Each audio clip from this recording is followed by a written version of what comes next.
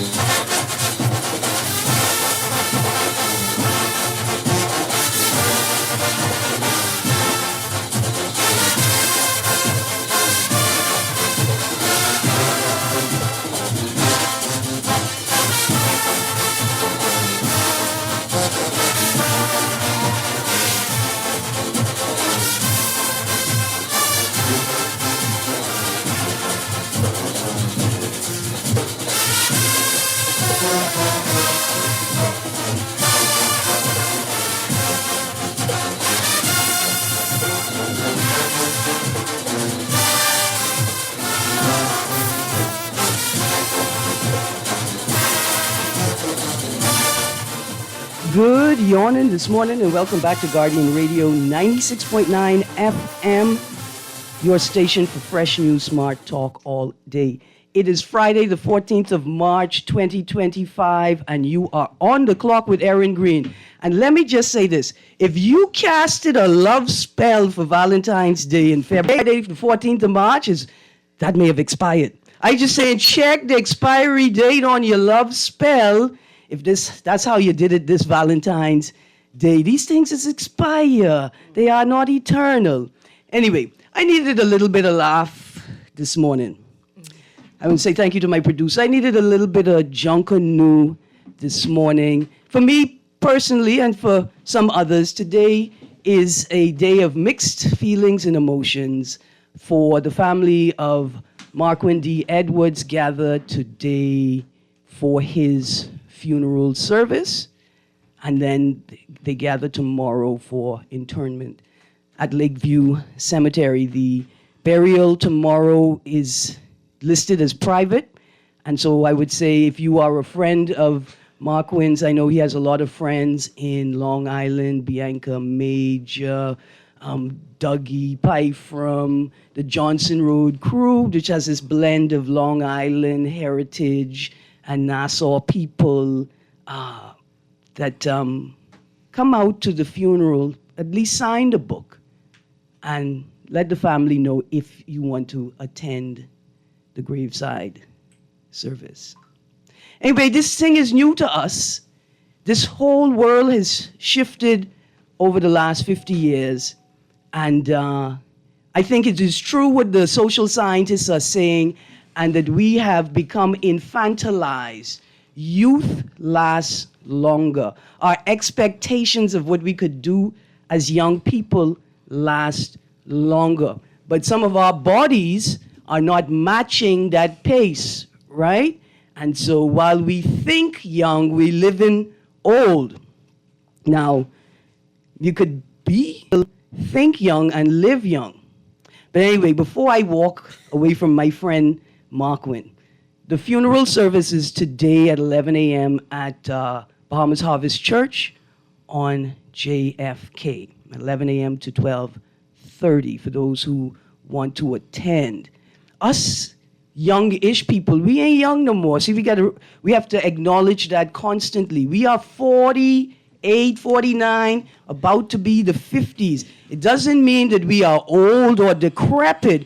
It just means that we no longer fall in the category of youth, right?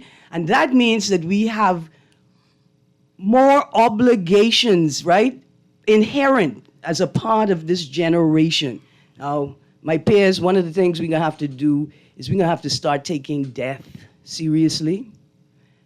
not just, prepare your body and prepare your spirit for that moment, but also let us prepare our lives so that we can document our experiences, our contributions to our families, our communities, and the wider world in a way that can be shared, documented at the national level, preserved as examples for other people, for our children, for our descendants, right? For your little, even if you don't have children, for your little cousins, them. This is our time now to assume this role of steward, of shepherd, even if it is only of our stories, to document them. See, because Marquin was a mighty story. That way, I want to say he's an anathema, because he used to run me out all the time. But then I say, well, you's mine. I ain't supposed to understand you. I'm supposed to just enjoy you. That's all, right? And I'm grateful for having this time to enjoy Marquin. Hey, look, a little cussing here and there, a little rowing here and there, a little loving here and there. That was my boy. That was our boy. And the Johnson Road community says, not goodbye, but rest in peace. For we shall see you one day. And I did tell you, Marquin, same, I tell you after we commiserated over LeVar's death, I done tell Corinne Mitchell to keep her eye open for y'all, and when she see you, to pinch you and pull you under the pear tree with the rest of the Mitchells, just for a moment, so that you know that you are loved. Anyway, I've got two guests in studio joining me today for March Women's Month, and we are talking about women's health. Now, y'all young people, station for you. At first, you may not feel like you centered in it, but trust me, this is a conversation for you. Today, I have in studio menopause health practitioner Patrice Lockhart and nutrition consultant Shay Thompson King. And we are talking about, mind the mic, ma'am. We are talking about women's health as we age. We're talking tips and tricks for perimenopausal, that means before menopause, menopausal, and postmenopausal women. Now, this is a follow-up to a conversation we had earlier in the month with BASHRA, Bahamas Sexual Health and Rights Association, where we discovered that older people are also still sexual beings. We discovered that there are many, many issues of concern, right, that need to be attended to by and for and on behalf of older people. Mature people. Even, when I say older, even the 70 gang. Because many of us have convinced ourselves that older people, and I'm talking not, we're going sort of beyond mature, just for a moment. The 70 gang. We say, I'm only promised 70. After that, hold on, because we sailing. I believe that's what be in their head sometimes, but our older and elder family members, they are also sexual beings, and there are issues of concern. And menopause is a part of that concern, both for women and their spouses and partners. So good morning, ladies. Good morning. Good morning. How y'all doing? Introduction. That one title does not encapsulate everything that you do. Good morning. My name is Patrice Lockhart. I was just asked the other day, who is Patrice Lockhart? I'm a woman on fire with a passion to not only leave every woman better than I met her, but to make sure the women in this country understand menopause. Because I feel as though we have not been given a full hand. The older generation did not pass it on to us. And so for those of us who are in this stage, for a lot of us, like me, it hit me like a tsunami. So I'm passionate about making sure this generation understands menopause, and then we teach it to our daughters and our nieces. and so that the next generation of women that come up in this country, menopause is not looked at the way we do now. We don't treat it like a disease. It's a natural Something transition. to be whispered. Remember watching the movies? I think it may have been Goodfellas or something, and the women would whisper and they talk about cancer. Yeah. And the guy asked, why are you whispering when you talk about I cancer? don't know. And they said, well, because we don't want to spread it. We don't want to make it real. We don't want to talk about it too loud because then it becomes real and we don't want to give it that power. All right, Shay King, my nemesis. I know, right? I mean, I just saying you are the nemesis to chicken in the bag, people. All right. It's definitely good to be here again.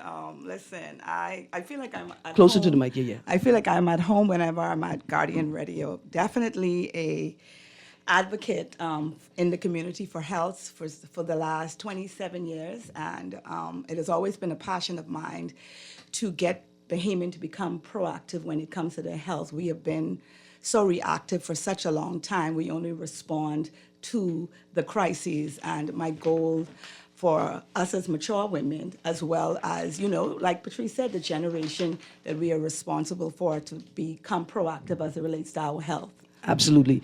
I got a text here that says, I heretofore ban all talk of religion, fairs, Labor Day, and women's health on the sports hour. That's my degree. Well, I have something for you, Texter. I got something for you. Because we're talking about matured people, and we're focusing on matured women, but the impact that a woman's life has on the men in her life, right? So I got these two stories for you, Dad. Quick texter. Miller patron for 14th annual Sandilands Push-a-thon. And congrats to Pauline Davis.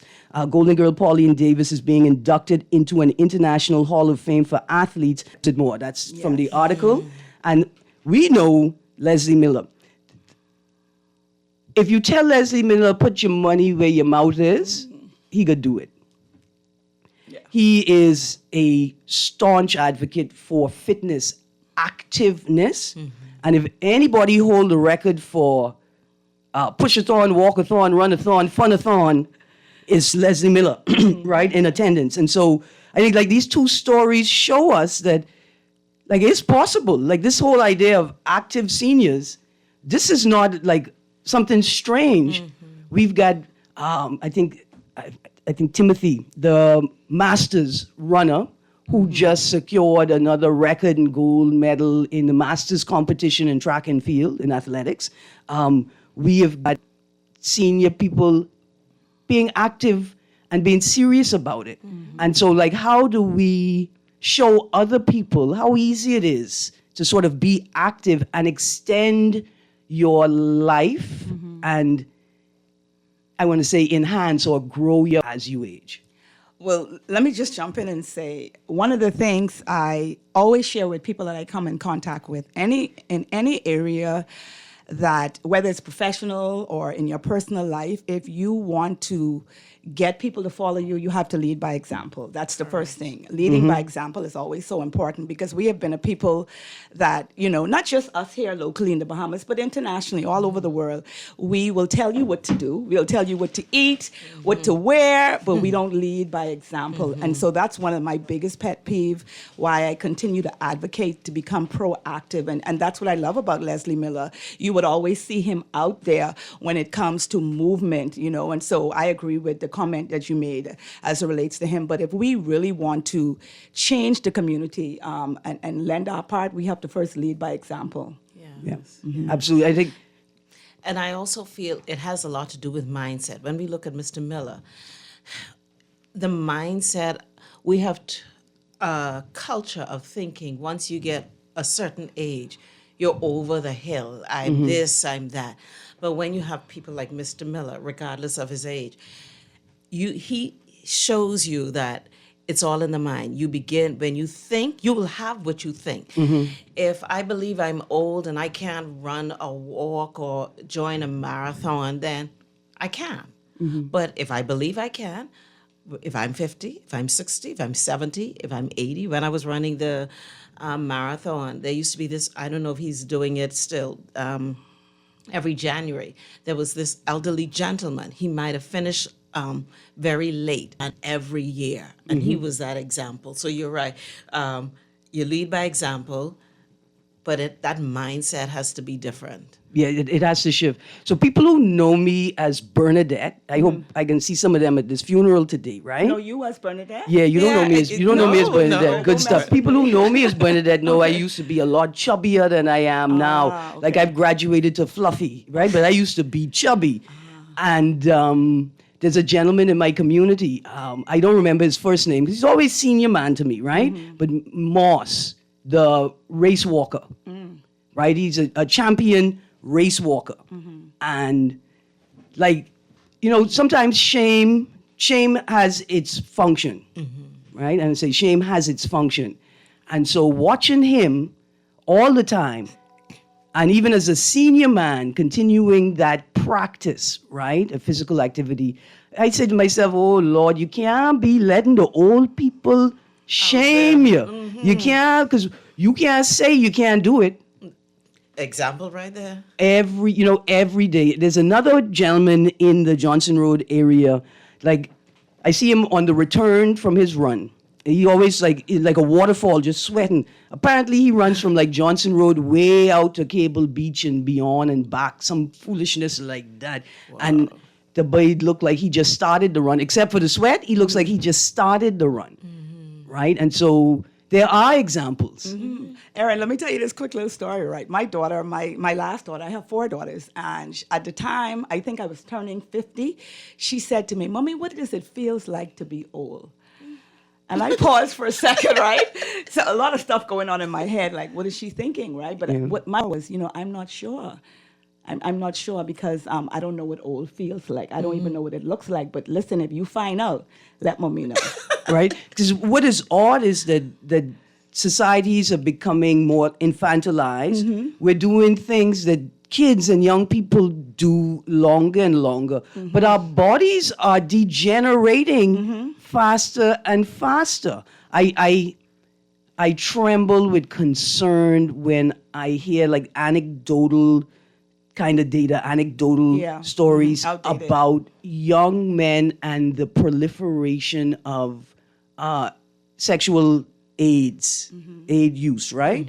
And I'm just like, no, man, you cannot be requiring these pills or these supplements in your 20s. Yeah. I mean, that's an indicator that something is very, very wrong. And then let's step on the other side of that wall. What are you doing to your body That's with it the right there. continual use of those aids and then complementing it with alcohol or cannabis, right? Or what do you call it? Hydrogenated oils and fats, right? And hydrogenated syrups, the fructose syrup, right? Like the impact of those on your body at that age and what it means for the future. Yeah. Erin, as it relates to our children in this generation, it is said that this is going to be the first generation that will not live longer than their parents. And you're speaking to it right now. The children today, they don't think about what it is that they're eating. They don't think about nutrition. They don't think about lifestyle. They just think that they could eat. And live forever. They don't think about rest. They don't think about it holistically. The only thing they think that they're young, they're invincible, and they can do anything, and it's not going to have any effect. And it's sad, but that's how the majority of the young people today think. And a part of it, we're having these disingenuous conversations with them, right? Yeah, I'm None. about to say, those kids had parents they came up in homes with that taught them how to eat. And even though I put some blame on the kids, one of the things that is so important is every child came up in a household. There was a mother or a father who bought food for them, who helped them who taught them how to eat. And again, if we don't pass it on to the next generation, and we fall behind with that. These kids didn't just make up this stuff. The parents have a responsibility. Right. They were socialized in an environment, right? And We're not having a real conversation with them. You're telling your child, don't consume so much sugar, don't drink so much soda. And rewarding them with that And stuff. then you say, look at me, I have sugar, or I have this, and then you continue to drink the sugar. Yes, perpetuated. Right? You don't actually follow your own advice, Right. and that becomes problematic. So now, two things I want to talk about, right? The first is, how early can I begin preparing for menopause? Right? We go into menopause in our 40s. But I'm a firm believer women are to begin in their 30s. The various symptoms that women deal with, research shows that when a woman's adrenal gland is working properly and her liver is working properly, those are the women who don't have the severe symptoms like the other women. So one of my passions is to make sure the women in their 30s begin preparation for menopause, and you can begin preparation. All right. If you want to join this conversation, but you don't want your people to hear your voice on the radio, right? You can text questions to the guests at 422-GR96. That's 422-4796. If you're brave enough to call in. And what I appreciate is that, men call in. Yes. Because I wouldn't say mature men, because they've been able to practice a degree of spatial awareness. Like my mommy went through this, so my wife probably gonna go through this as well, right? So I really appreciate that sometimes men call in with great questions. 323-6232, 325-4316, 325-4259, 242-300-5720. Now, so the reason I asked the question about how early can I begin preparing for menopause, when I was in my 20s, I was vegan and raw. For about 2.5, 3 years, I was vegan. It was the best time of my life in terms of my body. Like, I just saw yesterday this woman, it was like a satire thing, but she was saying that some meals just taste like a healthier body. Right? Like, they don't taste like steak, they just taste like a healthier body. And when I was in my mid-20s and vegan and raw, that was the best experience in my menstrual cycles. I would say the healthiest menstrual cycles. I was operating on maybe 4 or 5 hours of sleep max a day. And I was doing 100, 200, 300 push-ups a day, right? So like, I would say assuming a vegan or a healthier diet and lifestyle early on, create an environment in which, like you say, the adrenal health is good, your liver health is good, and so you're likely to experience less painful symptoms and disruptive symptoms with menopause. Nutrition, Shay, like what role, and Patrice, what role does the healthy diet play in managing menopause and its symptoms? So, listen, when we think about nutrition, one of the things we have to do is we can't separate it and make it isolated to menopause. Nutrition as a whole play a role in just their quality of life. And the quality of life begins as early as in the crib. So I grew up with my grandparents, right? And so I used to what I call today refined foods and cans very early on. So the first time I saw corn in a can, I was 14, and I was like, I'm not about to eat that. And so the thing is, we now know that food has changed the landscape of what food looks like now. And so even though I agree with Patrice, even though our parents showed us, they didn't tie in the science behind what we ate and how it affected us. And so we know we ate peas, and we know we ate carrots, and we know we ate grits. But today, the children only understand that as food. But there, I think we may have dropped the ball, and not because it was intentional, because not understanding that when we talk about food, it's important that we tie in what the food actually does. And I actually volunteer right now at 2 schools where I go to, and one is a preschool, and one is a school for special needs. And one of the things I do is whenever I go into the school and I give a child something, I always tie it into the nutrients and what it actually does for you. So it kind of sticks. It kind of gets Yeah. them to stick that this food is associated with something healthy and not just tastes good. All right. Let's go to the call, and then I want to talk about ramen noodles. Yeah, man, listen. Good morning. I'm glad you say it. Good morning, caller.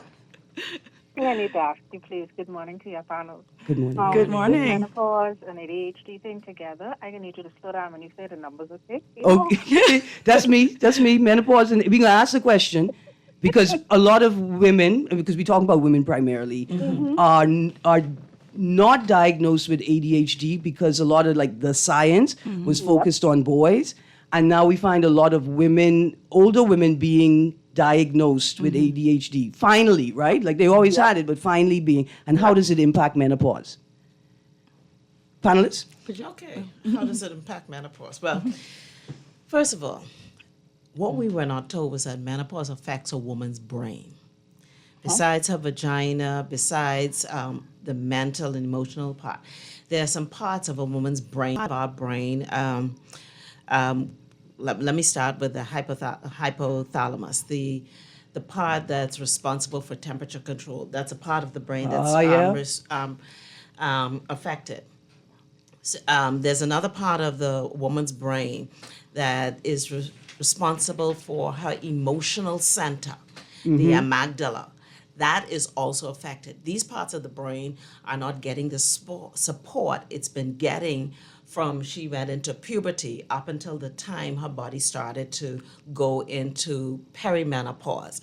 And there are other parts of the brain. And if a woman has issue, and the other part I want to say, let me say the hippocampus. The hippocampus is that memory center for focus and concentration and all of that area. Now, if she's having attention deficit disorder prior to that, it's like adding on another layer when she gets into menopause. And that's why we have a lot of women, again, they're already dealing with, they can't remember or they can't focus or they walk in one room and forget what they came into the room for. And when you go into menopause and your brain becomes affected, it adds like another layer for women like that. Even women who have had psychological issues Trauma, prior or PTSD, years yeah. prior, a lot of it shows up during this time. And for a lot of women, especially in our culture, we don't like to seek help. Because culturally, anything that deals with the emotion or the mentality or mental area, we've got a lot of issues there. And so we have a lot of women hiding it. And I get to deal with these women. And if you're dealing with that, then listen, if you need help, go get help. There's no shame. If I may ask, Erin, how old is the caller? Who's calling in? Caller, right now? how old are you? I wasn't even finished. So Oh, go on.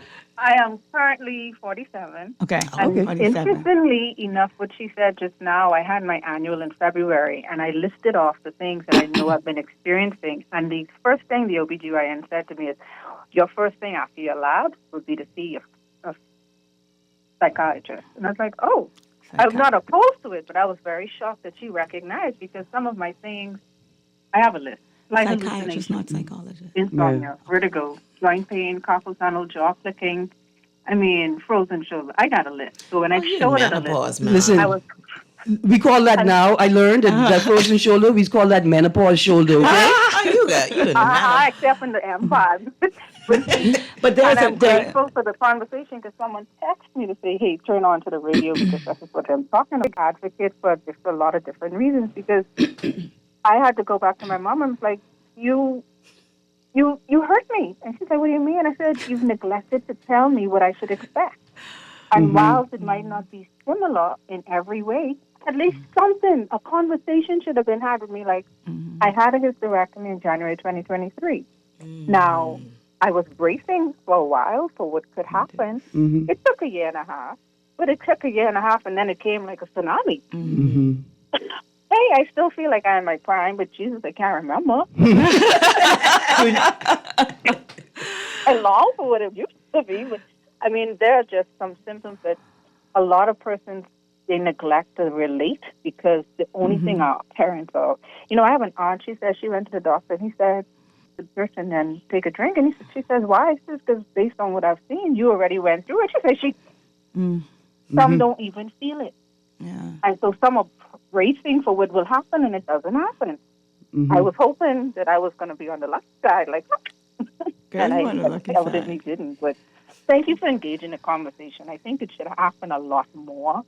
I began following a medical physician in the States who wrote a book called Menopause. And so I was searching because Bahamians seem to take, I haven't found, other than the physician I actually saw for the very first time in February, I hadn't found someone who would hear me and then not only hear what I said, but try to help me. And then when she and I spoke, there's only one drug in the market in the Bahamas, and I don't want that one. I want other alternatives, but we don't have them because not enough persons are having the conversation because we do still need help. Yes. Yes, Continue on. absolutely. I when I attended the Bahamas Medical Association and Bahamas Pharmaceutical Association public forum, The Truth About Cannabis, I asked both representatives of those associations if they were willing in or, sort of participate in when necessary as a professional voice, the debate or the discussion on which which medical issues would be allowed to be treated with medical cannabis. Listen. Right? We know that from the pain killing, the nausea, and even vomiting for some women who have extremely painful, sometimes PCOS related menses cycles, and even menopause, right? Like insomnia. And so I found some research indicating, I found some data online from the Australasian Menopause Society, the Cannabis Clinic, and Healthline publication. So 3 stories and pulled some data from there. And so there are studies, research on cannabis, CBD and THC, on anxiety and mood, sleep disturbances, hot flashes, pain relief, vaginal dryness, right, genital dryness. And so even a Harvard-led research study. So this is, I want to say this is legitimate study, a little bit of respectability politics. Yeah. But these are legitimate studies. And so I agree with you. No, there's not enough conversation. No. So the pharmacists and the doctors are not thinking about it because they're thinking about 1,700 other things, right? Yeah. And so a lobby. We need a lobby. Plus, when we share our story, Erin, about, my own personal story, I can speak to CBD oil.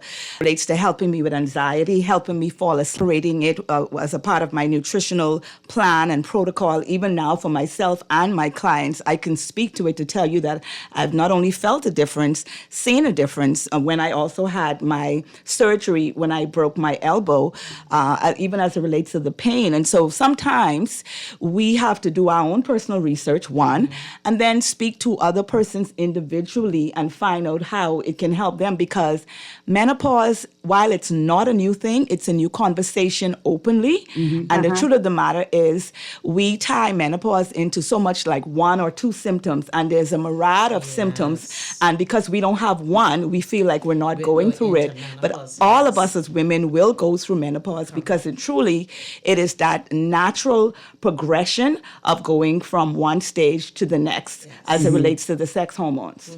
And 10 years of it. Let's keep telling. No, sweetie, honey. No, honey. Put your panties on. Honey, it could go up to 20 years in some cases. I'm not claiming that for me. Okay, we are not claiming that for Here's what nobody. happens. Our body naturally goes into the menopause transition in our 40s. Research shows that globally, women tend to end around 65. That means the symptoms tend to die down. Now, some of my clients even older, but our problem is we don't know about the menopausal symptoms. They're actually about 60-something now symptoms of menopause, and so many things that women think are age-related, I promise you, are menopausal symptoms. There is no woman who I've heard say any menopausal symptom. As simple as putting on weight in your stomach area, fighting that. Where the jeans supposed to be tight. Yeah. Okay, Right there. listen here. That is a direct symptom of menopause because your estradiol has declined. All right. Listen. you. Also, don't. I hear you saying like, look. Unfortunately I have the symptoms. Listen, everything is material for your book. You know, everything is material for this book you're going to write about your experience being a woman. And please start writing it because I think it's going to be great. Just don't forget where you put the pen. That has happened to me. I have to have like 8, pens scattered around the place because I'll forget where I put the pen. And it happens to me. I walk into a room, forgot why I walked into the room, and then I have to filter through the thoughts and the steps in my head until Remember to put everything the same place. That helps me. Put it the same place. every time, right? The keys Every go time. here, and I say that to people in my house. Listen, Yes. this is a medical issue. Do I need a note from my doctor to tell you put the thing right back where you find it? Because it's a house of women. I can forget where I put it. You can forget where you put it. We could just be lost. I know. Or worse, being on the cell phone looking for your cell phone. Right, when it comes, Put your glasses on your face. Oh yeah, my son I was did that talking to me. on my cell phone looking for it. Oh yeah. Listen, when we get back from the break, we're going to talk about the role of hormone replacement therapy as a potential treatment, and then we're going to talk about ramen noodles. Yes. Because I need these people to understand that ramen noodles is perhaps the best thing that ever happened to us. But we're looking at them through the wrong eyes. Anyway, you all hear that music? Because we rushing Markwin home today. We rushing, and look at the young boy, the new Junkanoo group. Yeah, man, it's our time. It's our time to stew it. Coming right back, so stay tuned to Guardian Radio 96.9 FM.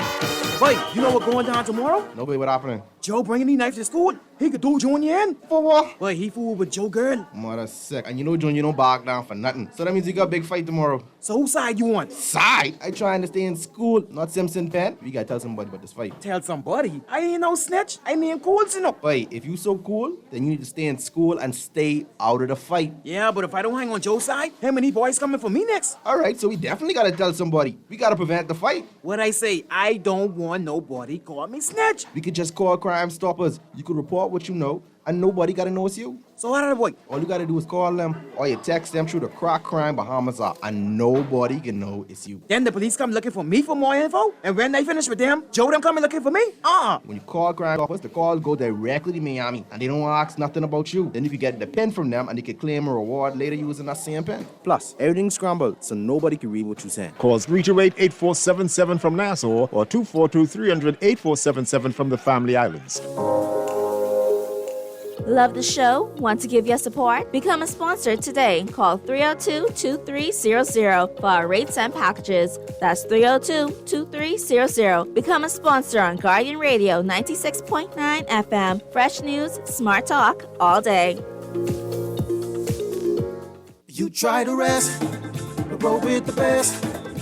For all your printing needs, there ain't no one better, no. For posters and banners, magazines and flyers, for window decals, greeting cards and newsletters. Too big and there's no job too small. You name it, we can print it.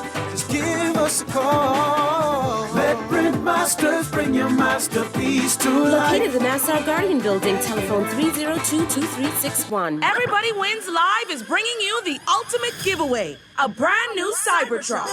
For every $30 spent, you're in the drawing for the ultimate grand prize, a Cybertruck. Drawn live at the Vibes Cartel concert March 29th. You'll also be automatically entered to win tickets to see the world boss himself. 25 lucky winners every single week. Visit everybodywinslive.com to get into the game. See website for full terms and conditions. Must be 18 or over to participate. This is Guardian Radio 96.9 FM, streaming on GuardianTalkRadio.com and the Guardian Radio app, Nassau, Bahamas.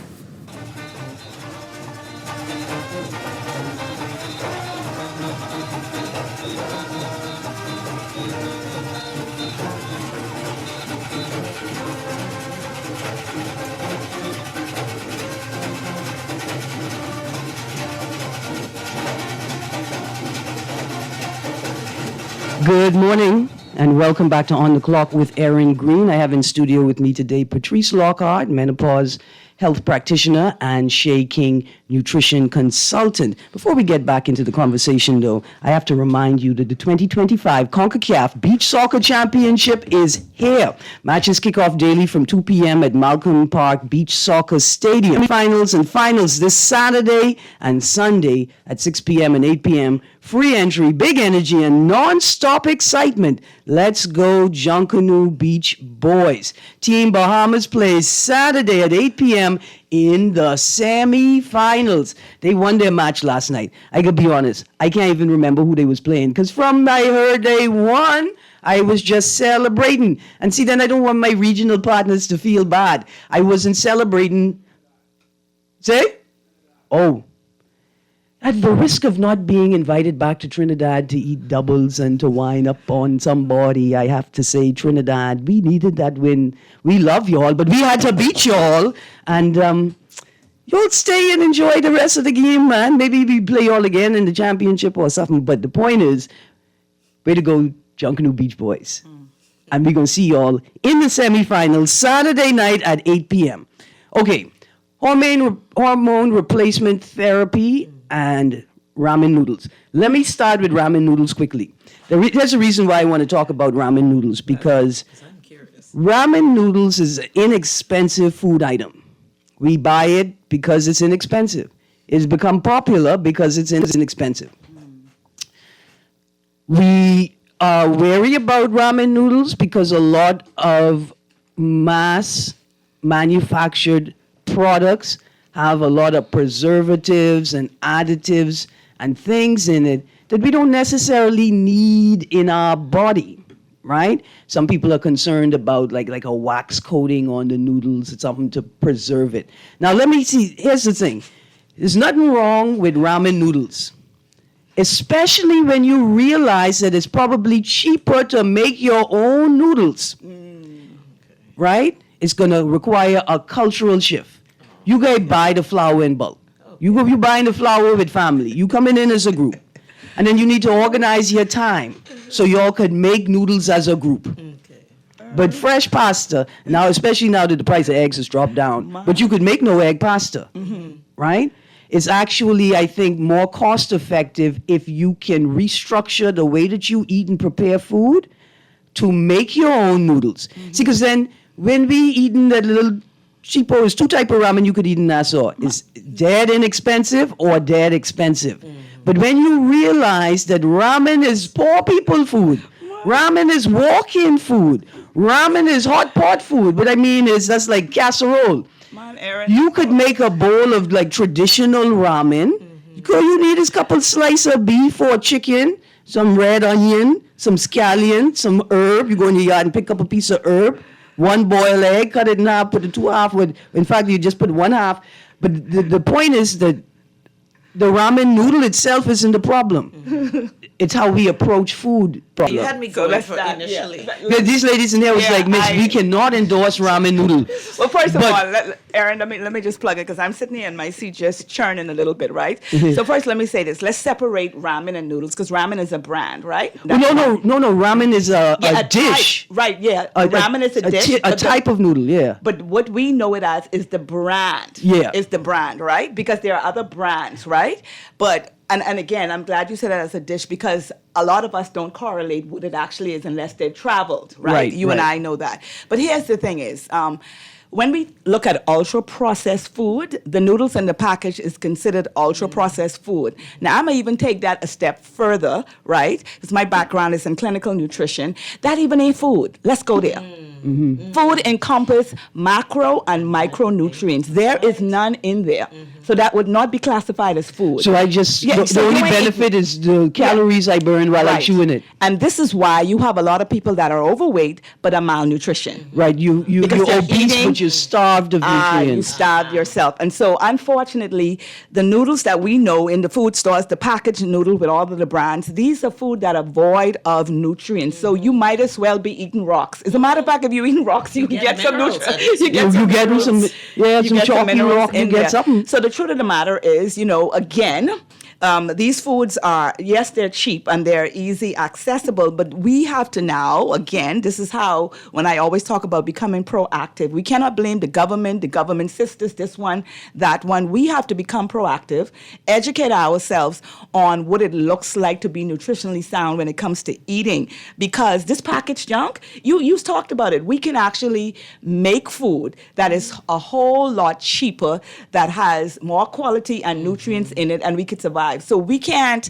continue to perpetuate this excuse about, oh, it's cheaper, or expensive. I'm not even a part of that, you know what I mean? Because the truth of the matter is, when I came back home from living in the United States, when we talk about things like spirulina and quinoa, that was a whole different conversation. People would say, why is Shay talking about these white people food? The truth of the matter is, these foods some 20 years ago, first of all, wasn't accessible, and now the price has gone down. So there's no more excuses not to eat nutritionally sound food. And when we talk about noodles, let me tell you something. If I was the prime minister just for one day, that would be off our shelves. There's a couple of foods, Kool-Aid, the whole other list go on. But we should not even have that in the food store and give us an option, because when we talk about bread basket items, we need to make things like noodles in the package more expensive so people can't afford to eat that. And we need to proliferate the airwaves and the collective space. And continue to educate. But that ain't food, man. How to make the things you typically enjoy in a healthier way. In a healthier way. And I've been advocating this for so much years, and I will continue to do that, because this is why I'm here. This is my purpose. This is my why. And the thing is, when I see people today who have come a long way on their health journey, it helps me to stay encouraged and continue to do what I do. But when it comes to ultra-processed food, we need to get rid of it, period. All right, so let's go to this caller, and then I want you to give your contact information to the listening audience. Good morning, caller. Miss Greene, you guess how you doing? Good. How are you? Yeah, you're talking about imitation food. What about imitation crab meat? Man, that again, listen. Man, I think they should have that sold right on the side of the rat poison in the food store. What you think about that? Yeah, Okay, hold on. Okay, so here's my question. Okay, don't put it next to the rat poison. But the point is this: is that I am deeply concerned at what does it mean to the psyche of a people, right? Hold on. Let me just say it quick. What does it mean to the psyche of a people? Most important cultural elements, right, in the place where crab and dough, crab and rice, right, bake, all of these things, but we don't have a vibrant crab meat industry. Yeah, I don't understand that for life to me. Yeah, the same way. Yeah. Look here, if you're supporting your family with swai, I ain't trying to destroy your dream, right? I just saying, what does it do to the psyche of a people that the most available fish. is an imported kind of farm raised fish. That's all about fish, tilapia. No, don't call it. I mean, we can't call it. I tell you, some people supporting their family on it. We can't call it the toilet bowl one. It's a real fish. The point is, we're not fish bigots, but we live in the third largest nursery on the planet. What are we doing eating farm-raised fish that wasn't raised in Bahamian waters? No. But you know it's just as bad, right?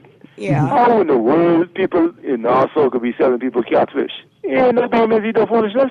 I mean, I can tell you. From Alabama? You know why they're buying it? Because it tastes like grouper. That's what it is. But grouper is also not a good fish. But caller, let me just say something. On the package, it says 2 words. It says crab and imitation. So that there alone should tell you, stay away from it. If you turn it around and look on the back of the ingredients list, there is nothing in there that is associated with real crab. It is all imitation ingredients. It's made up of flour and synthetic flavors and colors. It is garbage. And white fish. Yeah. They should call it rat and poison. Pull that. Anyway, I don't want to disparage people who selling these things to send their children to school. I just want to. I mean, the points are the points. But also, I want to focus on what does it do to us psychologically? It messes us up. Yeah. Food is, let me tell you, Patrice alluded to it earlier when we were talking about how it affects us mentally. Let me tell you, food, whether we understand the connection, and this is how clinical nutrition is involved, nutrition and dietetics, because food affects how we live, how we breathe, how we think. It affects it. And so if you're not eating real food, you and just whether you fully understand it or not, you acting like a fool because you're eating foolish.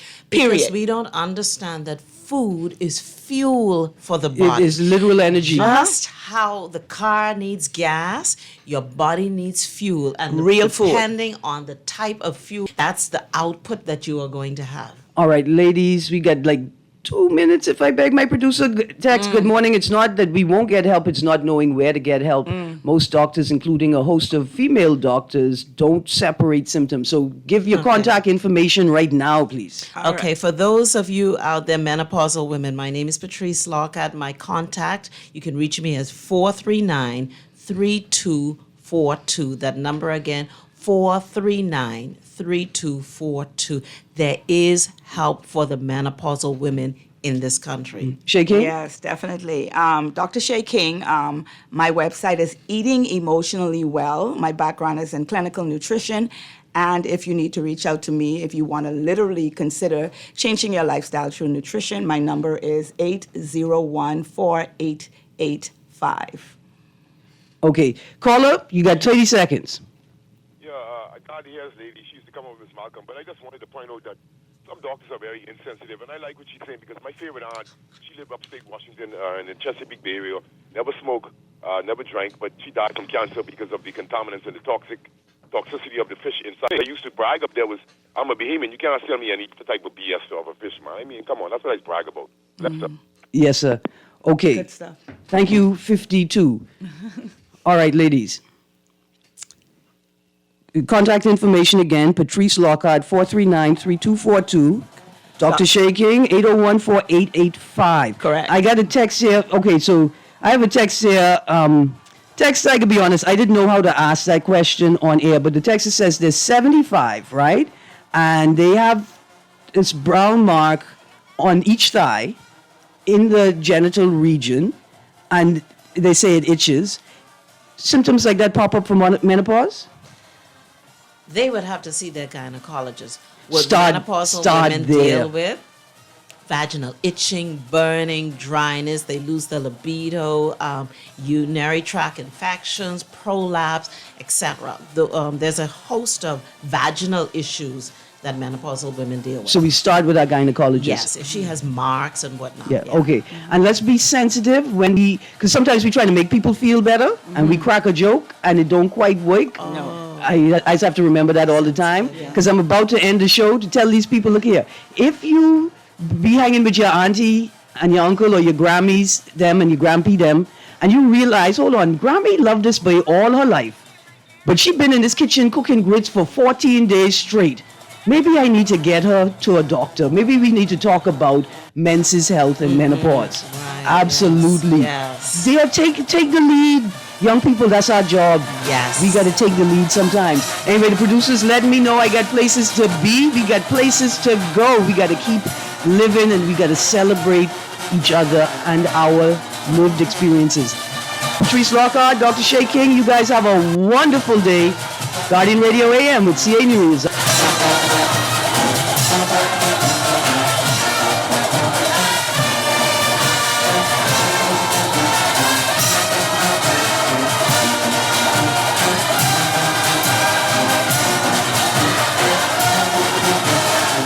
This is Guardian Radio 96.9 FM, streaming on GuardianTalkRadio.com and the Guardian Radio app, Nassau, Bahamas.